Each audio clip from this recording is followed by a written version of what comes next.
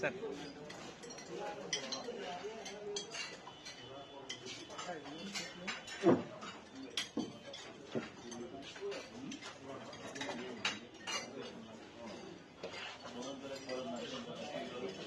আমরা 101 সদস্য আমাদের গঠনতন্ত্রে আছে, 101 জনই করছে।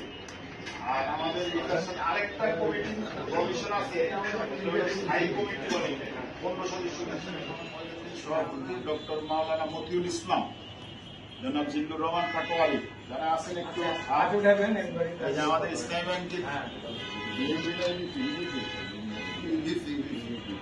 এরপরে অধ্যক্ষ হাবিবুর রহমান, আমাদের কবি নজরুল কলেজের অধ্যক্ষ হাবিব ভাই, আমাদের কবি নজরুল কলেজে আছেন না? আমি ইসলামী আরব বিশ্ববিদ্যালয়ে আছি, ওখানে প্রফেসর। জি। আপনি তো বলবেন না, বাংলাদেশ কমার্স ব্যাংকের ডিএমডি। হ্যাঁ, আমিনুল ইসলাম, সাখাওয়াত হোসেন,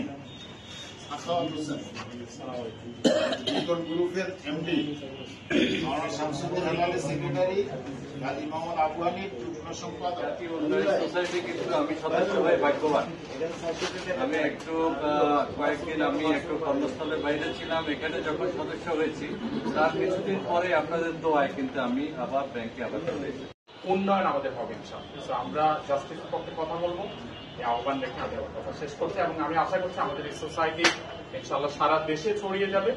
আমরা ইনশাআল্লাহ একসাথে কাজ করবো। আসসালামু আলাইকুম।